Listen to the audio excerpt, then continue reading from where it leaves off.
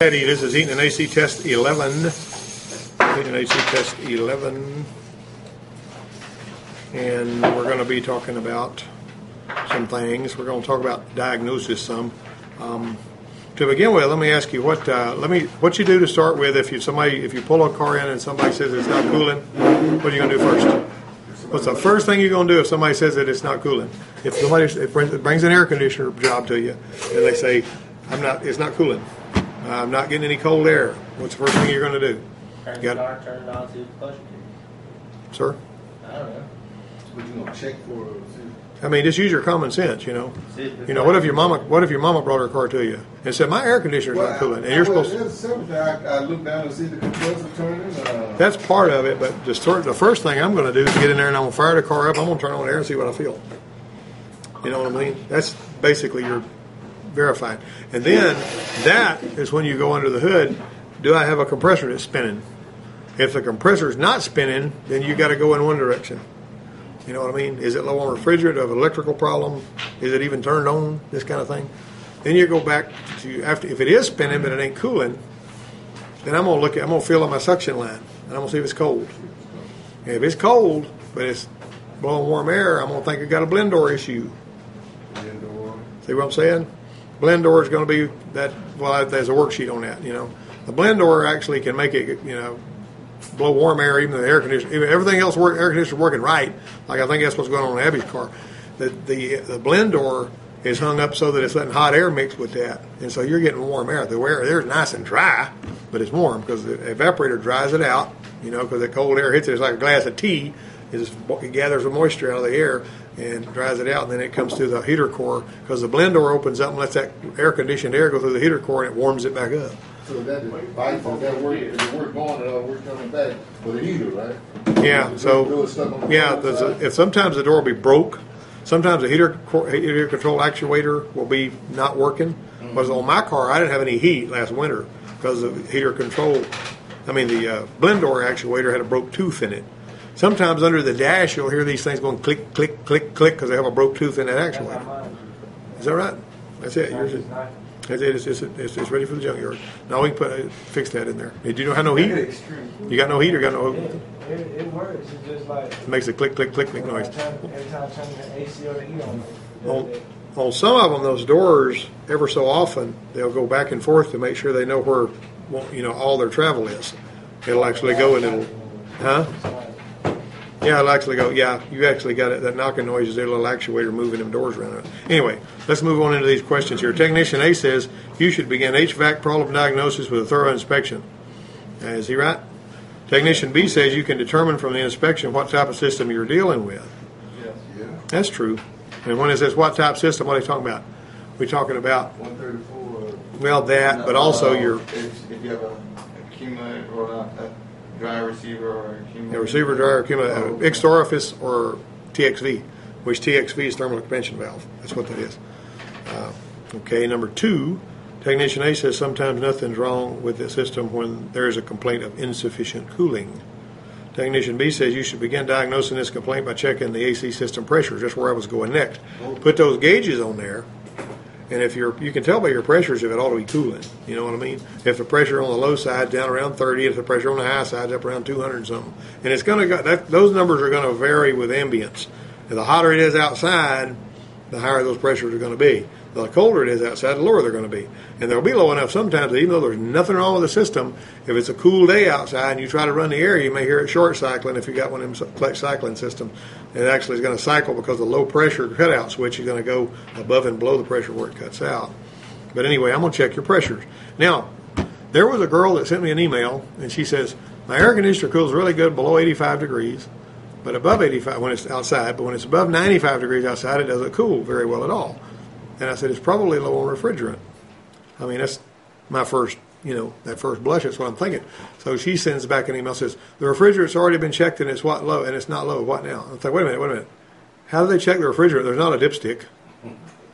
See what I'm saying? How's somebody going to know? How do you know if the refrigerant's low or if it's not? Don't those little cans come over with a gauge on them or something? Not, well, huh? Recover it all.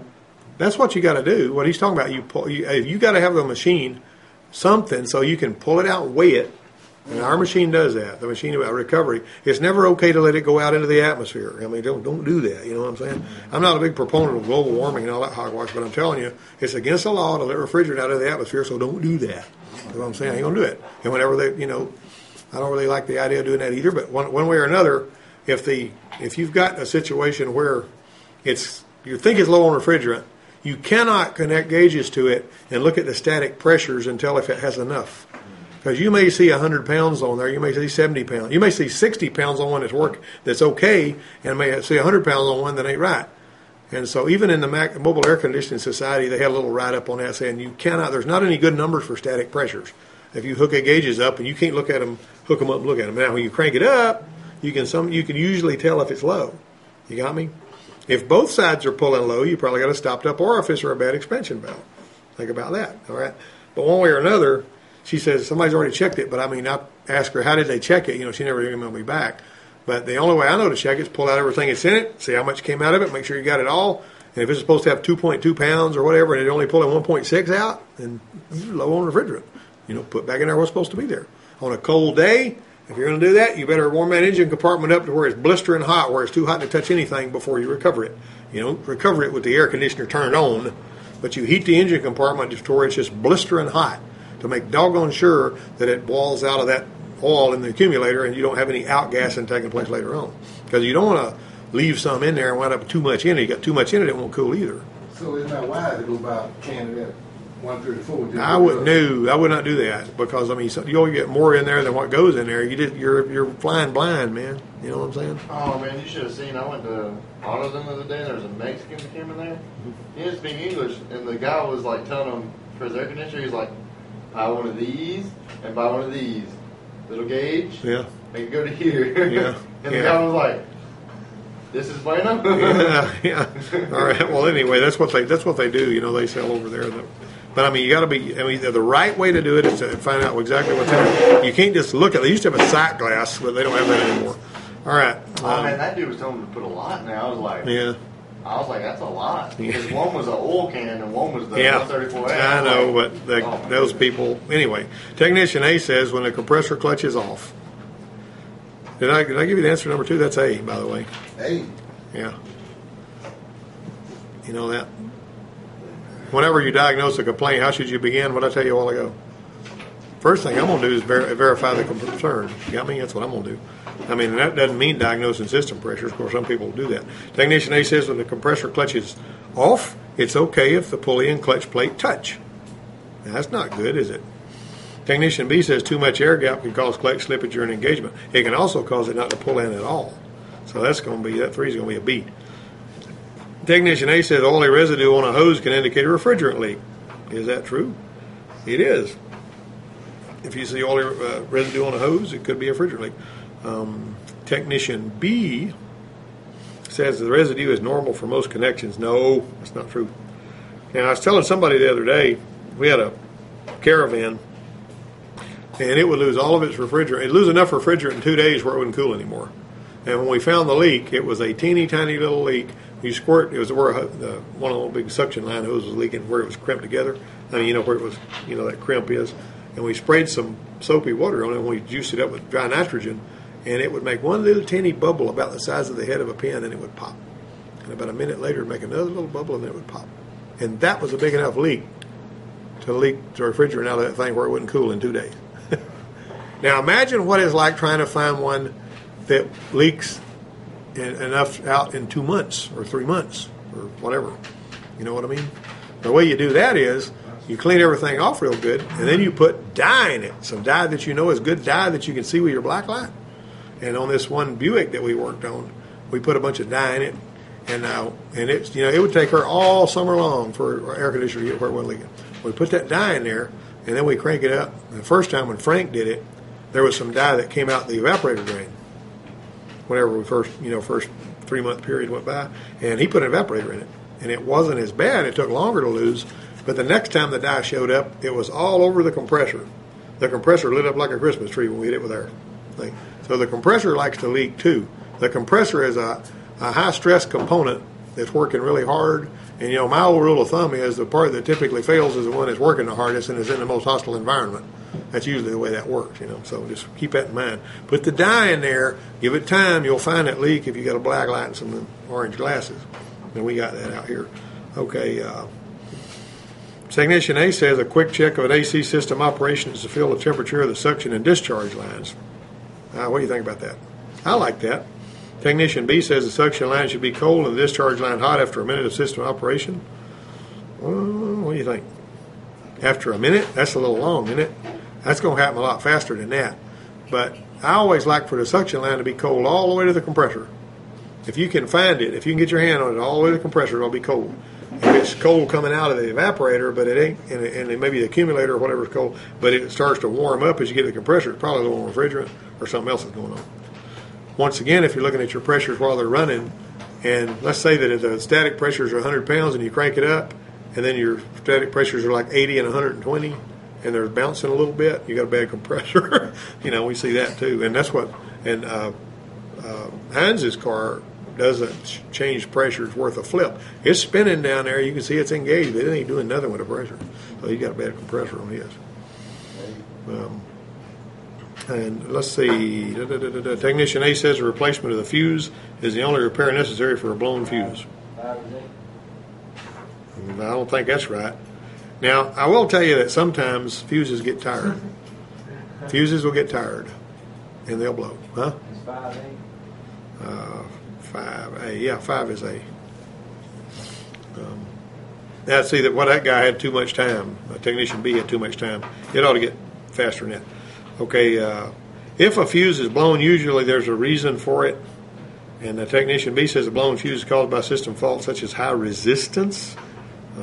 What? So that's at D. However, sometimes, you replace a fuse and you wait for it to blow again and it don't. Now, I have seen fuses that had too much current, and it's really hard to explain this, but they would begin to oxidize on one of their terminals and they would melt. I think I got one in here somewhere like that. But it would melt the fuse. Here it is. This fuse right here was not blown. It was operating a cooling fan on a Dodge, some kind of a Dodge, I can't remember, Stratus or something.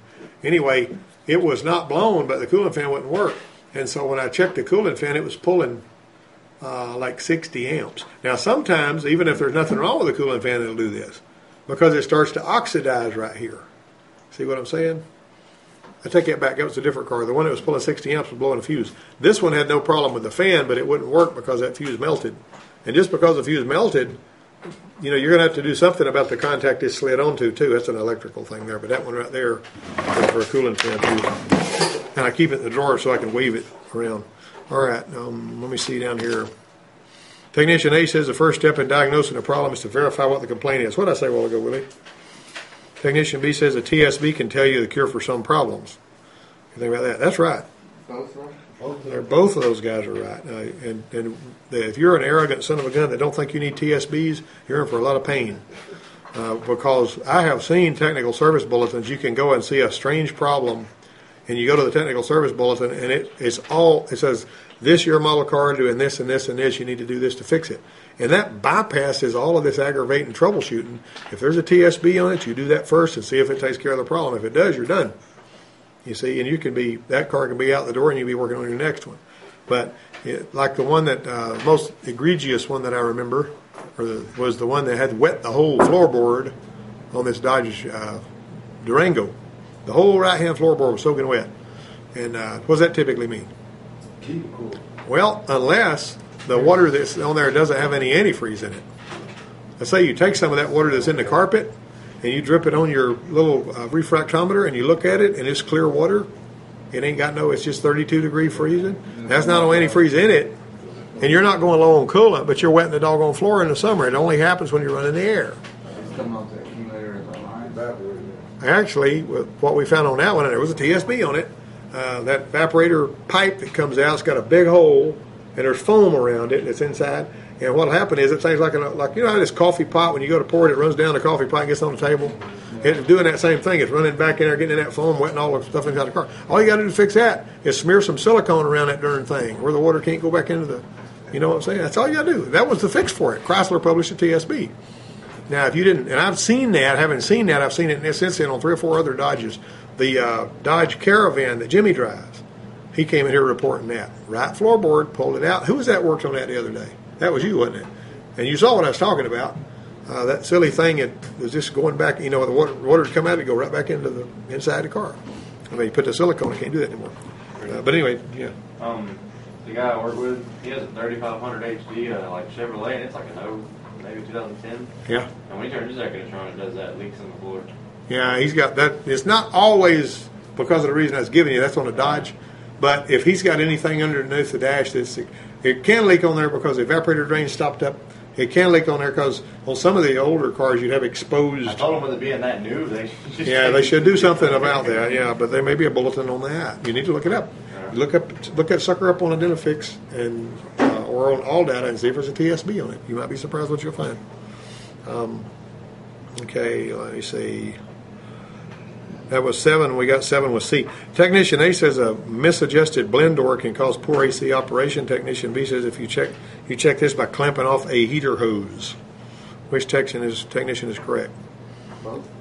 Both of them are right, but you better make doggone sure you're not clamping off the one that goes back to the engine. You can bust a heater core. You understand what I'm saying? You need to clamp off the one that's feeding. If you're smart enough to figure out which way it is. And sometimes you'll look at your description and operation in your shop manual. It'll tell you which way that coolant's flowing, but it's usually coming from the water pump and then going back in somewhere else. All right. Let's flip your paper over. Technician A says foul-smelling air from the AC ducts is caused by bacteria growing on the evaporator fins. That's true, actually. Technician B says this problem can be cured by installing a control unit that operates a blower relay blower after the vehicle shut off. That's true, too. Believe it or not, GM likes to do that. You can actually install a kit on your vehicle that will dry the evaporator off. You know, if it's in there in a dark place where the water can't dry off of it and mold and stuff is going to grow in there and then you got a stink coming out of there. Well, they've also, what Ford had, which was a totally different thing, we had this extremely poisonous stuff that you'd have to put on a, hazmat thing and all and mist it in there all through the evaporator case just to kill all of that fungus in there and poison those surfaces where that fungus could never grow there again. And that was what. And this one boy had a little bit of a beard on his face, and they were wanting him to do that. And he was reading instructions and said if you had a beard, you didn't need to do that because you could breathe that stuff and it'd do you in. And he said, well, I'm just not going to do it. And they said, well, we need you to do it, so you need to shave your beard off. Because it was a scraggly beard anyway. You know what I'm saying? Looked about like one he's got. No, I'm kidding. But anyway, he said, well, I'm not going to shave my beard off. Doug Dynasty beard? He said, I'm not going to shave my beard off. And I said, well, get your toolbox. There's the door. And so he decided that he would shave his beard off and do the work. You know what I'm saying? He didn't need that beard as bad as he needed the job. You got me? You know, they wasn't telling him you have to do it and kill yourself. But what they were saying was shave the beard so that thing will seal against your face and do this work because we need you to do this work. And he was acting like, well, I'm not going to do that. You know, you better watch where if you don't like your job, imagine yourself without one. All right, now then. Technician A says a refrigerant line ground out problem makes a whining noise at moderate speeds. Technician B says knocking noises are a sure sign the compressor has failed. Number 10. That's D, actually.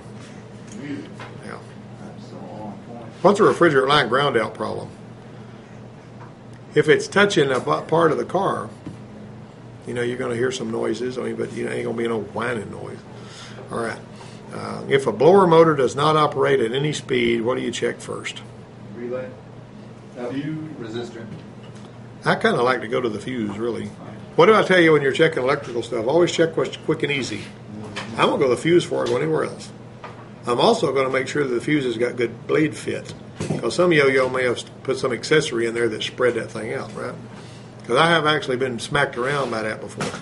put a fuse in there. The fuse is good. I got power and a continuity in all my circuits, and it turned out there, right there where the fuse, when I pulled it out, I could tell that those little things that were supposed to bite the fuse blade were spread out because somebody had a piece of wire wrapped around it or something when they stuck it in there. They spread it out, and then they took that cell phone out of there, whatever they had in it, plugged it in, it wouldn't touch. All of a sudden, that wouldn't work. Then I found out when I jiggled the fuse, it'd work, and then it wouldn't work. I can't believe that. Then you got to tweak the terminals or whatever. You see that. You'd be surprised how many times you see that. Which of the following is a frequent cause of air conditioning system noise and vibration? Okay, number 12. A, defective reed valves. B, misadjusted pressure cycling switch. Misadjusted? Can you adjust a pressure cycling switch? No. Yeah, you can on some of them. If you look down between the blades, wait a minute, that ain't the answer. That ain't the answer, but there is. If you look down there in the middle between those two blades on some of them, you'll see a screw. And that screw is how you adjust it on some of them. Not all of them, but on some of them, they got a screw in there. And he was like that. All right, so that's one of the things where whatever you say, it's not going to be the right one, okay? C is improper air gap. Or what about incorrectly routed lines and hoses? You know, if you got them pushing against it, the car body and all that kind of stuff. So, yeah, that'd be an air conditioning noise and vibration thing. If you've got them things. That's why you notice these things are usually mounted, they're either mounted real solid and or whatnot. Technician, this technician is checking AC operation with a compressor running. The suction line should be what? Warm, frozen, hot, or cold? Cold. That's 13. That is cold. C-O-L-D. What? 12. You're supposed to know that. That's actually incorrectly routed lines and hoses. All right. Now let's move on to number 14. That's that second page of that test I gave you. Number 14. What's the expected temperature when touched at the point shown? What's the expected temperature when touched at the point shown? What do you see in there? All right, where is it? That's not an expansion valve. That looks kind of like an expansion valve, but that's not what it is. That's a receiver dryer. All right, so what goes to what line is the receiver dryer in? It'll be hot. It's going to be a liquid line. It's going to be hot. That's right. Number 15. A missing AC service cap can allow a leak of up to how much refrigerant per year? A pound. Remember, we're not measuring it by volume. We're measuring it by weight. Those little black caps. Yeah, the little caps, you know, they really got a little O-ring on them, so it won't. I mean, it mitigates leaks. But really, I'm thinking if you've got a leak there, it's going to eventually put enough pressure under that cap where it's going to blow it off anyway.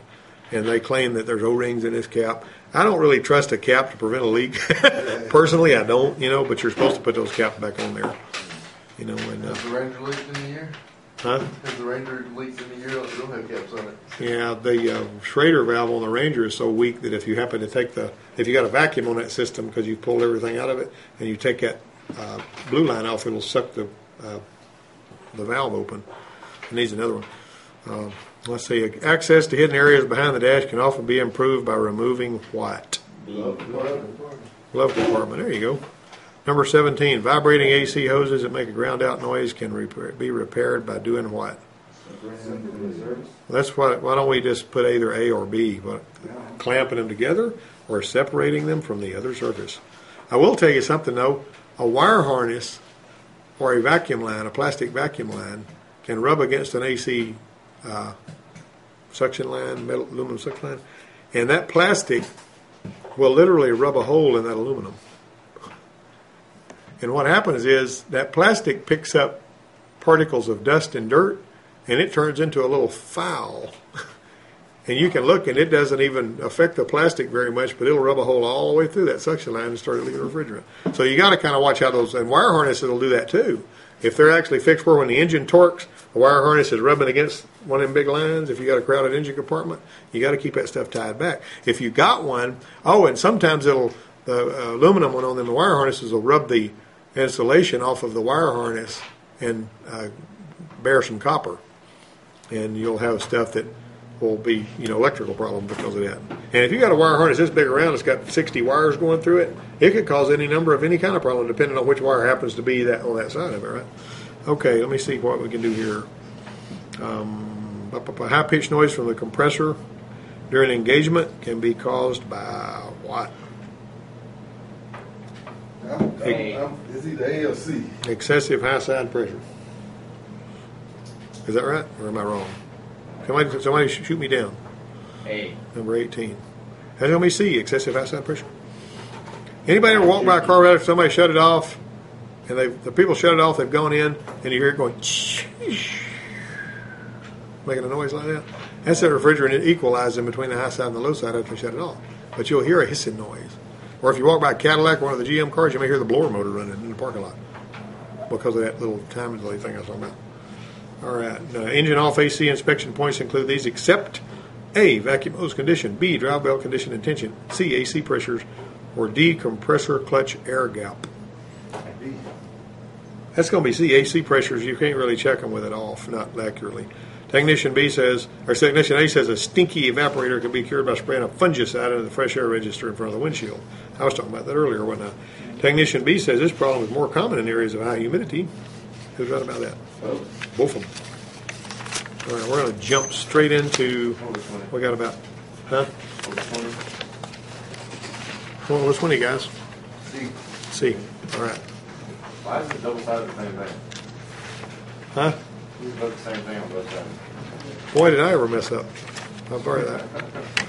I did not even mean to do that. Is it the same on both sides? Yeah. Well, I'm just really disappointed about that.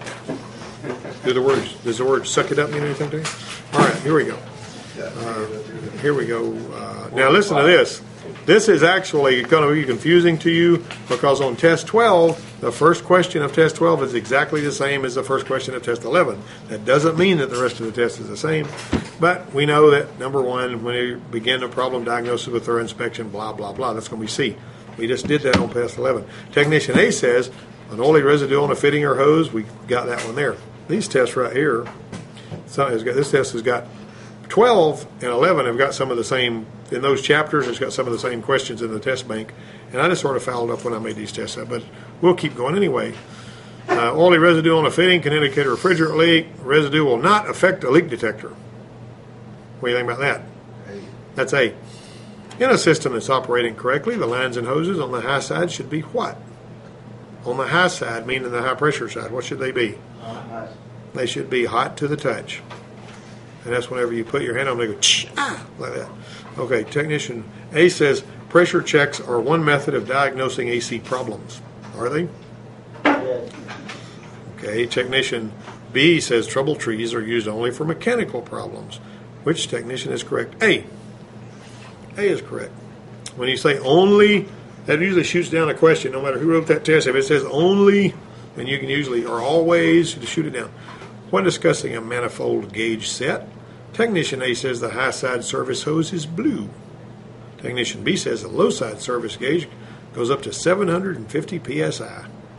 Who's right about that? Neither. He got that right. 6. Technician A says a manifold set for R12 can be used on all systems. Manifold gauge set. Technician B says R134A system use service ports with metric flare threads. D. Which technician is correct? That's D. What's metric flare? You guys know what a flare nut is? The same thing that we use on brake lines. Sort of, yeah, it's a flare nut, but they also got an inverted. I mean, you know, the female flare nut that's got the flare up inside there. So, yeah, what a flare nut is. Okay, on a system that uses service valves, the valve is kept in the blank seated position for normal operation. Now, wait a minute, you guys haven't seen that. That is an old deal. And basically, you would see where your ports are coming off your compressor. I wonder if I can draw that. Sometimes when I draw stuff, it turns out pretty good, but sometimes when I draw stuff, it looks terrible.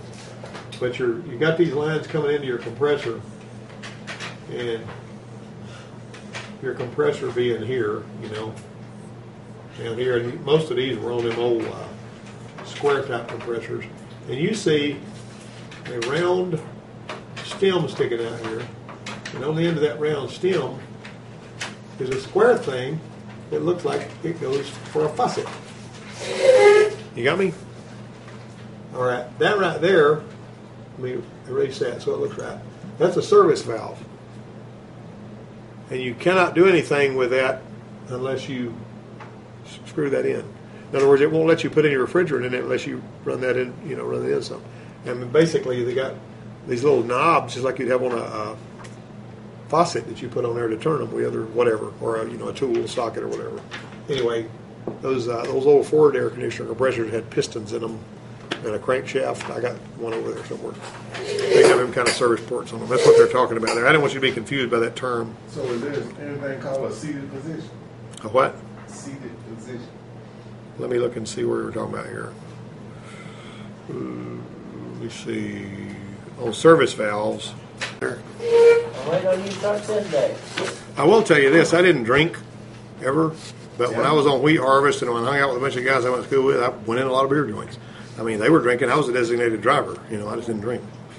And the reason I didn't drink is because I didn't like the taste of it. I ain't never been a designated driver. Yeah, I was a designated driver. I was always the drunk driving decoy. Yeah. That's Yeah, all right. But anyway, that's why I said you don't put your head down if you're in a beer joint, right? Or in the classroom in automotive, you don't put your head down. Okay, so we're out here.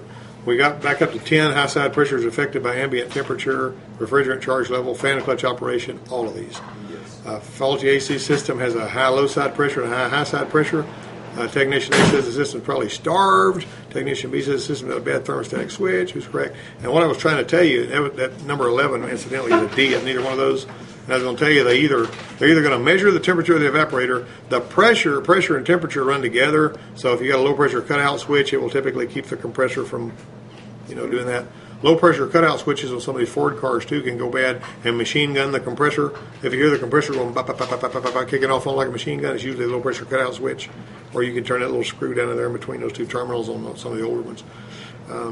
Blank can be also. Let me tell you this: if you're checking an AC system and you want to see if maybe the pressure cutout switch is not letting power, pressure. Most of it now is talking to the PCM, but if it's actually running the compressor through that pressure cutout switch, you can put your fingers on that switch. You can feel of it. And if you feel that switch click and the compressor don't kick on, then you'll know that something's rotten in Denmark. Either the air gap's too wide or the switch is not. So if you're checking your voltage going through the switch, you can actually be checking on both sides of it if you can back probe it without damaging anything. You can see if there's power coming in, that's good. If there's power going out, when it clicks off and on, you'll see that light switching off and on. It opens up your understanding of that. If you hear it click, but the light going to the compressor don't come on. Now, you remember what else I told you? You take the relay that operates the compressor clutch, if you've got one of those, like on this Honda car we did, and you worked on it. You put that. Remember the one you took a bumper off and put the receiver dryer on? And he did a good job of that too, by the way. But anyway, I get in this thing and I go to the hot side of the battery, and I go to the part of the relay that's going to the compressor, and I want that thing to show heat. I want it to show hot. Right? If it shows hot, I know I got a complete circuit to the compressor, unless I got a shorted wire to ground or something. If I unplug the compressor and that light goes out and I plug it back in, I know that wire's good all the way down there. Well, we had power going all the way down there, and we also were showing good power coming back through that. But for some reason, that compressor, no matter, even if you powered it up artificially, it wouldn't pull the clutch in. We had to put a compressor on that one. And I'm still, fumbling around in my mind about that, unless that, coil was weak or something. But anyway, I could go on for a while about that. What can be used to locate refrigerant leaks? Number 12. Flame type testers, soap and water, electronic testers. Any of these. D. However, What's a flame type tester? well, a flame type tester is not anything I would ever use today. But I'll show you what it is. I've used them before. And what you got here is you got a, the propane torch. Oh, crap. Oh, right. See that? The propane torch. And it's got this little thing coming off. It's sort of got a big thing. It's got a window in it. It's got a flame in it. And you got a little hose right here. And that hose is, got a long hose on it. And you hold the torch over here and you run that hose over here and you watch your flame. And if you come to a leak, that flame will turn green. That's a flame type tester. However, since so much of our refrigerant nowadays may have hydrocarbons in it or something, or propane, you can imagine how much of an issue that would be. So it's not really, flame type testers need to go away. Don't even think about those. Don't even smell them. All right. The engines could be blank while the engine should be blank while the technician checks for leaks. Running? Well, think about what you're saying there. Not running. As a matter of fact, if you got a really slow leak you're trying to find, best thing to do is park it in a place where no fans are blowing. You can't have fans blowing on you when you're checking for a refrigerant leak. They'll blow it away. Got me? Don't blow the refrigerant away. You ain't gonna read it. So when is you supposed to have the motor hot? When you're checking for leaks? Huh? No, when you're checking for leaks, you don't need that air blowing through the engine compartment because you won't ever find the leak. Got me? That's actually going to be a B. It's not running. And if you leave it set all night, that stuff is heavier than air. And when you sniff it around down there and nobody's disturbed it and there's no air blowing, you'll usually find something that way. See what I'm saying? All right, so Technician A says the system ought to be operated after injecting fluorescent dye into it. Technician B says wearing yellow-tinted goggles can help you find the dye traces, and that also protects your eyes. That's number 14. That's C. Both high side pressure and low side pressures are low with the engine running, and the selector is set to the air conditioning position. Technician A says the system's undercharged. Technician B says the coolant fan could be inoperative. That one right there. What do you think? Undercharge is one possibility. Another possibility is a clogged orifice tube or a bad expansion valve. All right, the discharge air temperature is warm and the pressure gauges shown which represent most likely cause. In other words, if the discharge air temperature is warm and the pressure gauges look like this, what is the most likely cause? Somebody shoot for me. Come on, what you got? Low on refrigerant. What do you think? Number 16? That's D. Low on refrigerant. He's right about that. Okay. Huh? What was 15? 15 was A. The discharge air temperature is warm or slightly cool. The pressure gauges shown represent what most likely cause. What are your pressure gauges representing here? What's the most likely cause? Remember what our condition was. Warm or slightly cool. All right, what do you think? Lack of air through the condenser. He's right about that. Look at that really high pressure, man. That's way up there around 325 pounds. That's scary. The customer states the vehicle does not cool well as it should. Technician A says the system could be low on charge. Technician B says a non-functional radiator cooling fan can cause a lack of coolant inside the vehicle. Yeah, that's going to be C. That's going to be both of those guys. You're getting better. The high side pressure is higher than normal. Technician A says the compressor may be defective. Technician B says the condenser may be clogged with leaves or other debris blocking the airflow. That's B. Hello. Hey.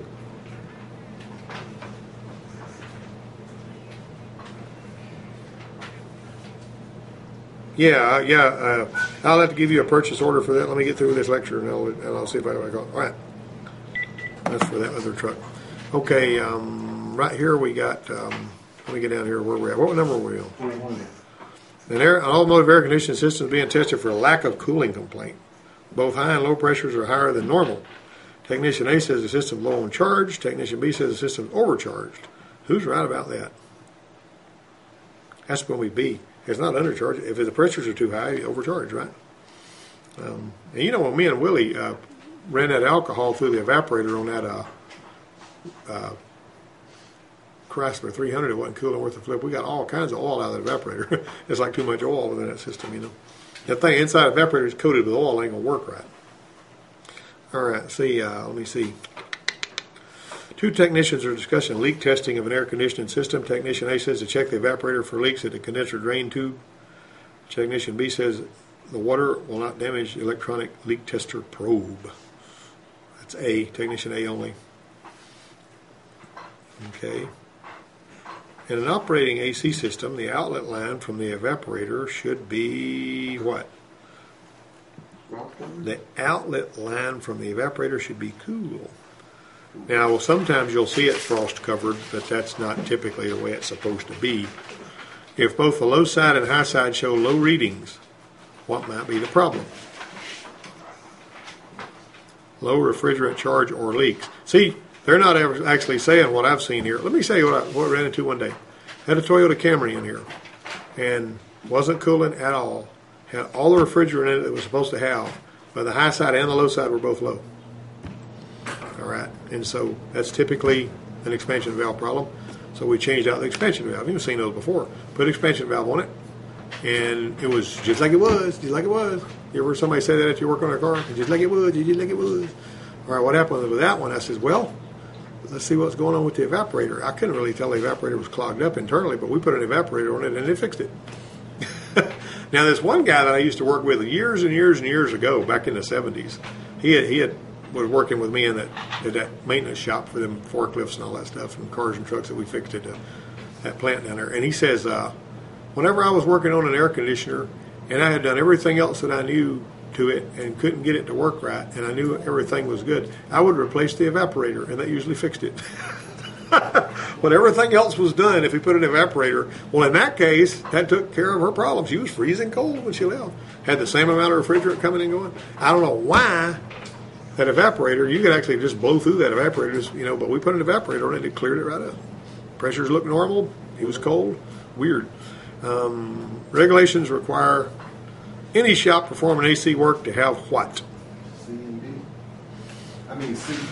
A and B. A and B, there you go. Certified personnel and refrigerant recycling equipment. Remember what I told you the rule is. If, you can actually fix somebody's air conditioner in your backyard. You can't vent refrigerant to the air, but you can fix their air conditioner as long as you don't get paid for it. If you're not certified. But if you're working on it at a shop, you better be certified, But you can't get paid. You cannot get paid to work on it if you're not certified without breaking federal law, How do you know if you're getting paid? Well, somebody will tell them. You get ratted out. What if you go like, hey, You get ratted out like Al Capone. All right. that's true. All right. So, after an AC system's been repaired, it can be checked for leaks before charging using what? C. Yeah. How about a vacuum pump? However, what's the weakness of that method? Which one? You pull the air out of it with your vacuum pump, right? You pull all the air out of it with your vacuum pump. Okay? And when you get all the air pulled out with a vacuum pump, you close off your gauges, shut everything down, and you watch those gauges as you see if it leaks back up. If it leaks back up, you got problems. Got a leak. However, that is not going to find a pressure leak, is it? It's going to find a big leak, but it ain't going to find a little leak that only happens when you got pressure on the system. So you can have leaks that will leak with pressure, but won't leak vacuum back in. You got a differential of think about what you're doing here. You got 14.5 pounds per square inch out here at sea level. You got no pressure inside, and so it's going to try to equalize, and that's why that's going to come back up. And I wish that phone would stop that. Hello. Hey. Pretty good. Give me about 5 minutes. Let me finish this lecture, Debbie. I'll be right back with you. Call me back in 5 minutes. I'm not kidding. I'll be right here to talk to you. All right. And let me see here. So, what test is being performed in this illustration right here? Can anybody tell me what's happening here? What is going on in that illustration right there? D. Or TXB. What test is being performed in this illustration? A drop test. A subcooling test for a thermal expansion valve system. You got a digital thermometer. You got a manifold gauge set. Remember now, how does a thermal expansion valve work? It's measuring the temperature of the suction line, and that is what causes it to change the size of its orifice. Got me? All right. Anybody got anything good to say about that? Very informative. Yeah. All right. My dad used to do, whenever he didn't have a vacuum pump, and he wanted to, like my mother's lost all of her refrigerant somewhere, and he found the leak and fixed it somehow. And he took the vacuum line and he made it so he could hook it up to the engine vacuum, and he just hooked the engine vacuum up to the AC system, pulled all the air out that way, or just about all of it. He had like 20 inches of vacuum that way. And then he took it off and put refrigerant in it and fixed it. It's just common horse sense, Didn't have a vacuum pump, so let the engine do it. Pretty smooth.